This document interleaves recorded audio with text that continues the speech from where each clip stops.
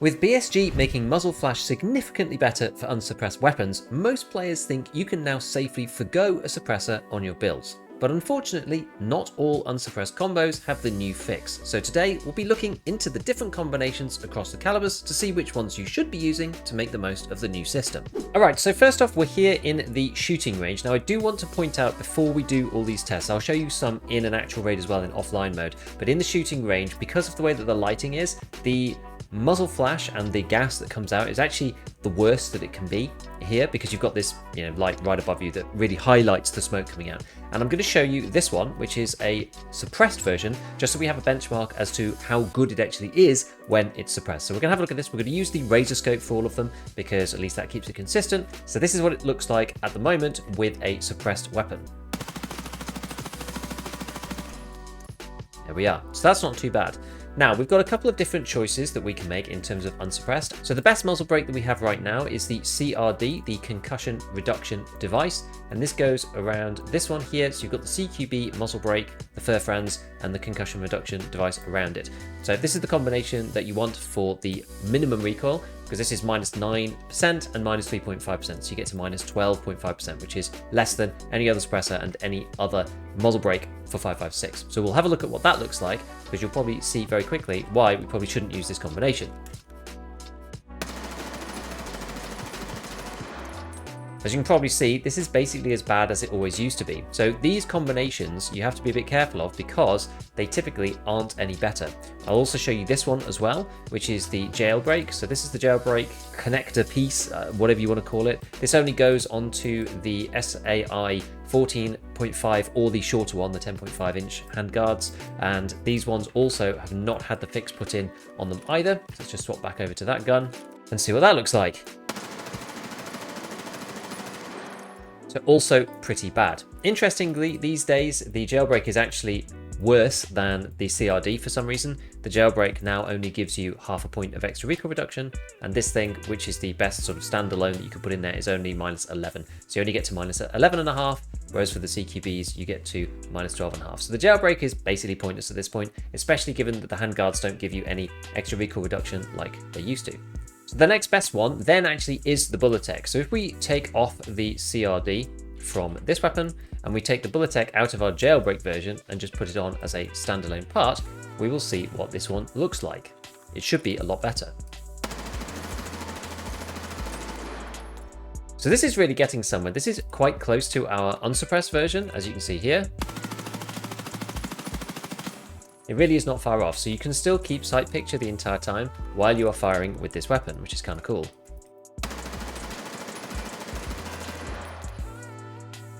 Now there's a bunch of others as well. Obviously we've got a lot of different choices in here. The next best one is the Aeronox, but I think after this, after the Ballistics, it doesn't really make any difference. Basically the difference between them is either it works or it doesn't using the new model. So I'll show you the Aeronox as well, but this should look exactly the same as the Ballistics. It shouldn't make any difference at all.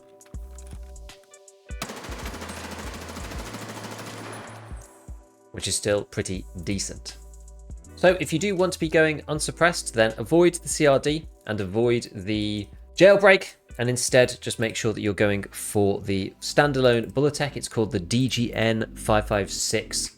This is the one that you want to put on here, and this gives you minus 11%, which is one of the better ones. As I said, minus 12.5% is the absolute best you can get. This is the next best, and you'll be able to get a lot of ergonomics back for it, because this thing only reduces ergo by 5, which is a lot less than some of the other suppressors that you get in the game these days. Just as a point of comparison as well, I've actually just quickly stuck this on an NL545. So this one takes the 556 muzzle brakes, and this one is the same.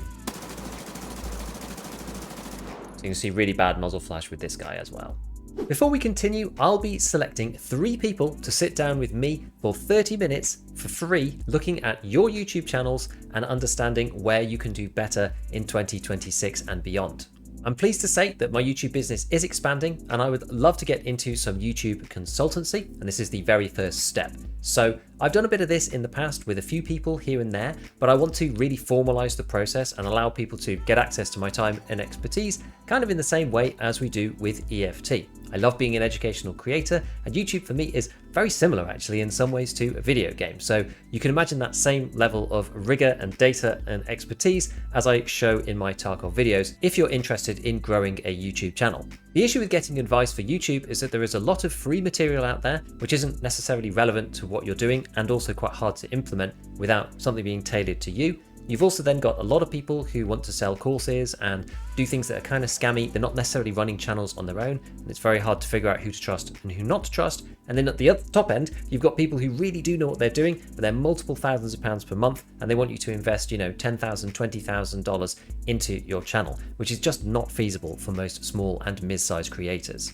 So if you want to be in the running for a slot on one of these free sessions that I'm doing just to get things kick-started, I've made a poll or a survey, which I'll link to down in the description below. So if you go and fill that out completely, I'll be picking the 3 people that I think I'll be able to help the most, and I'll be using people's answers to actually tailor what it is that I'm going to do. I'm not dead set on doing anything specifically right now, but I will be running one-on-one sessions, so if you're interested in that, you can contact me about that already. But in terms of other resources and things, I'm going to be using the poll and the survey as a guide as to what I should actually produce. So watch this space, fill out the survey if you're interested, and if you're one of the lucky 3, I will contact you. Next, we're going to look at 545. So let's have a look at the AK-12. So this is with the hexagon waffle. This is the best in slot suppressor that you can get. I'll actually show you both suppressors because there's really only 2 choices for this gun.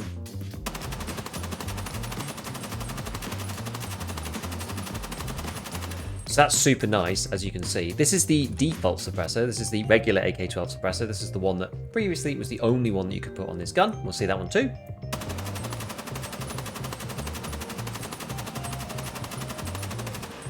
And that one is also super nice. Now the AK-12 is a little bit more limited in terms of what you can put on it. When we look at the muzzle brakes, the best in slot one here is the RRD4C. So we can use that. We can go and see what that looks like.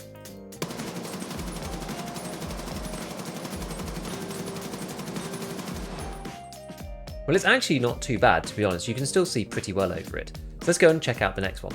Okay, I've swapped this one over to an SRVV. This is one of the mid-tier compensators, so we'll have a look at what that looks like. That also looks pretty good. Let's just compare that back to the RRD. They actually look very similar to me. I thought the RRD wasn't going to be as good, but it looks like they're both very usable. And as I said before, remember that we're under the very harsh lighting in the hideout as well. So in the field, this will look a lot better. The difference between all of these is not really that much in terms of overall recoil. The RRD4C is -13.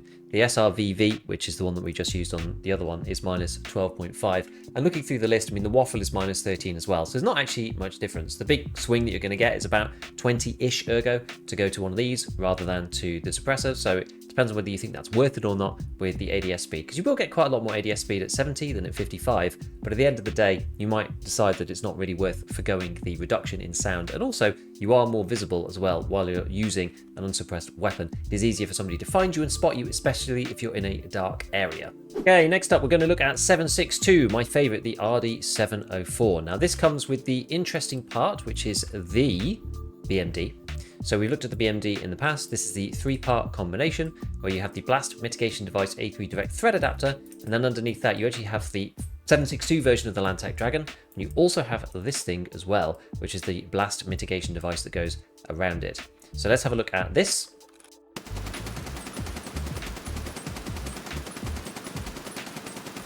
Which is super, super flashy. So it's seeming like anything that's got the multi-parts to it hasn't been excluded out of the ridiculous muzzle flash. Now, what we're going to do is we're going to try to remove just the shroud section, because what we've got here is this bit which goes around it. We've got the BMD connector, and then we've also got the Landtech Dragon. This will show us whether it's actually the shroud that's the problem or whether it's something else.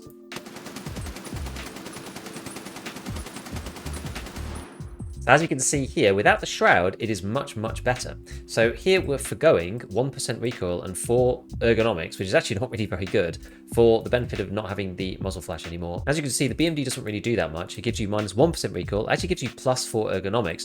Interestingly, so you can actually get the best of both worlds, which is a bit weird. And then you can get this on top of it as well, which I'll just grab here. And that's going to give us minus 10.5% recoil, and minus 5 ergo. So this is actually pretty sweet.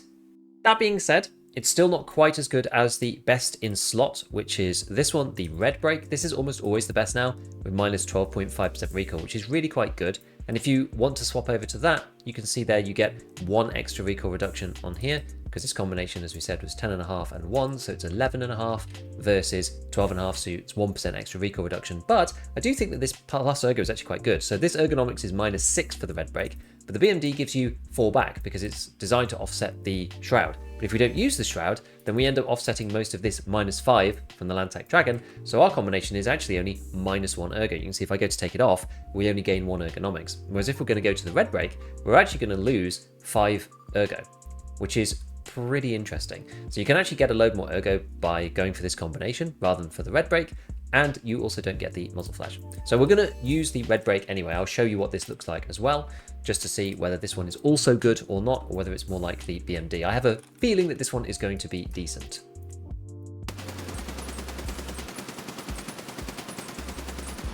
So the red brake is also pretty good. You can see over fairly easily. I'm using a Voodoo this time, not a razor, so mind my scientific slack and lack of rigor there. But as you can see, it's a lot better than it is using the BMD. So you basically should never use the BMD anymore and use one of the other combinations, or at least if you're going to use the BMD, take off the shroud so you can actually see what's going on.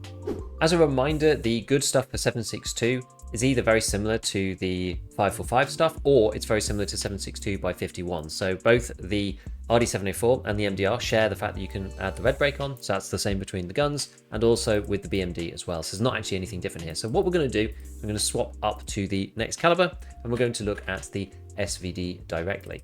So with the SVD, we don't really have much choice. There's a muzzle brake, and there's also a suppressor. So what we're going to do is we're going to just check the difference between these two and see whether the muzzle flash is gone for unsuppressed and see how it goes. I've got one of my SVDs here. I'll have a look at this with regular suppressor. There's basically no muzzle flash on that at all. The sight picture is super clear. Might be partly because of the height over bore here. So you can reduce muzzle flash if things are too much for you by making things go higher up. This one has got a side rail, a dovetail rail, as you can see, rather than something at the back. So it is higher and better for that reason. But let's just take off the suppressor on its own for a second. There is actually a mount on here that we've not got rid of, but we'll test both. So muzzle flash on that is almost non-existent, so that's no big deal. We'll get rid of the thread adapter and see whether that makes any difference. Also no. And finally, we will get rid of the muzzle brake, which is this one, this guy here, the regular one. Just to see, you would never get rid of this normally, but... And that is actually a little bit worse, interestingly. So I think the muzzle brake does actually do something on the SVD. Maybe it is the same. It was placebo, I think. So yeah, it's actually very low now. And you can shoot with any of these guns. Not bad at all. Especially if you're zoomed in, the muzzle flash slash smoke doesn't even get up to your particular view. So pretty good. It's also interesting seeing just how much having a suppressor helps if you're in a dark spot versus somebody who's looking at you. So here I've got my second character down the corridor on factory, and we're in a shadow at the moment, so it is kind of hard to see. This is what it looks like if you're shooting with a suppressor. And this is what it looks like if you're shooting unsuppressed.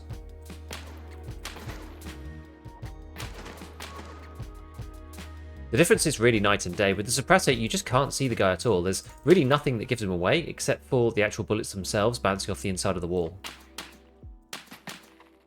They could be shooting pretty much directly at you, and you just can't see it. Versus unsuppressed again.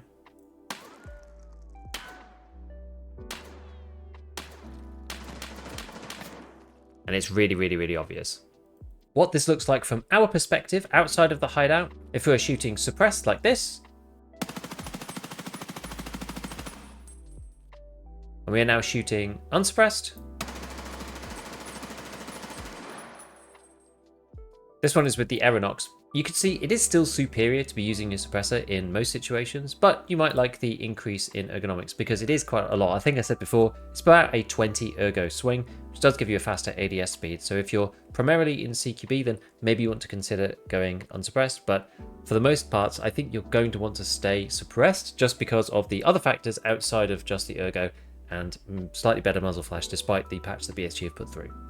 So in summary from the testing that I've done so far, you need to be very worried about, or cautious at least, of the ones that have the muzzle brake around something else. So the CRD with the Furfrans doesn't seem to benefit from the new muzzle brake model with the reduced flash. Same thing for the jailbreak, but the jailbreak hasn't been good for a very long time. And also the BMD. You've got to worry about the BMD shroud. If you take that off, it's much, much better. But you're probably better off just using the red brake at this point, unless you really want the extra ergonomics, because it does give you an extra 5 ergo also going for the BMD without the shroud than the red brake, and you might think that that is well worth the recoil of plus 1% relative to the red brake itself.